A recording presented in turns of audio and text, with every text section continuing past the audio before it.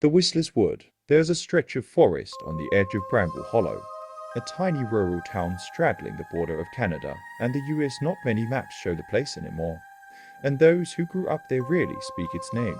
The locals just call it Whistler's Wood, and they never go in after sunset. No one really remembers who the Whistler was. Some say he was a trapper who lost his mind during the winter of 1891 and lived out his days carving faces into tree bark and muttering to crows. Others claim he was a preacher who went mad when his flock burned alive in a church fire and he couldn't save them. Whichever version you hear, one detail always stays the same. He whistles when he walks, and if you hear him, you're not supposed to whistle back.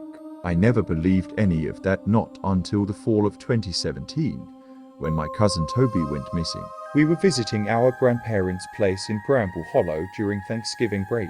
That side of the family is mostly British Canadian, very proper, very private, and no one ever really talked about the woods, except to say things like, you stay out past dusk, you stay out for good, typical folklore, we thought. I was 17.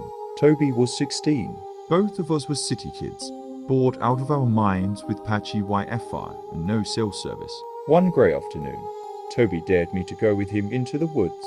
It had been raining all morning, and the air smelled like wet leaves and cold bark. The trees bent inward like they were huddling together to whisper secrets. I hesitated, but Toby always had this pull like nothing ever really scared him. So I followed. We didn't go deep, just far enough to lose sight of the old fence behind us. And then we heard it. A whistle, low, Long. 4 notes, slowly descending. Do, dee, do. I froze.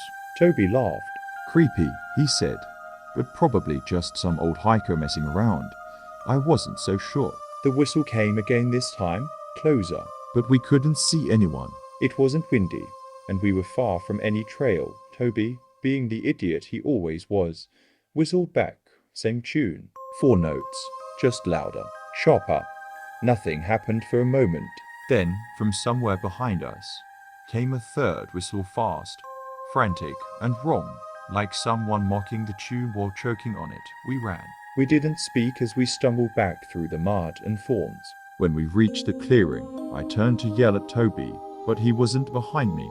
I swear he was there a second ago. I ran back into the trees, screaming his name. Nothing. No sounds. No footsteps. Not even the wind. It was like the woods swallowed all noise. I went back to the house, told my grandparents. They looked like they already knew. They called the Mounties. The search lasted weeks. Dogs, drones, helicopters. Not a single trace of Toby was ever found. They asked if we had gotten separated. I said yes. They asked if we heard anything strange. I lied.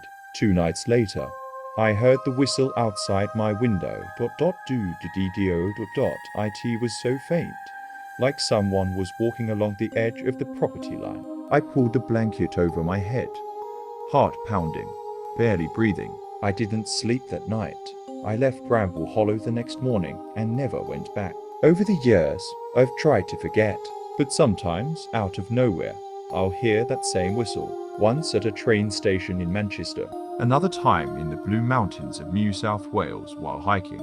Once on a rainy night outside a bar in Vancouver. Always the same for notes. Sometimes I hear it in dreams, except it's not a dream, because when I wake, the melody is still fading from the air, and I know deep down that he's still looking for the one who whistled back. And I am terrified the next time he finds me. He won't let me go. Disclaimer. This story is a reimagined adaptation of a mysterious and haunting legend that has been passed down through generations. Certain details have been fictionalized and embellished to enhance the suspense, horror, and overall appeal. All characters and events depicted are entirely fictional and are intended solely for entertainment and imaginative purposes. Viewers are encouraged to enjoy this eerie journey into the unknown without drawing connections to real-life individuals or occurrences.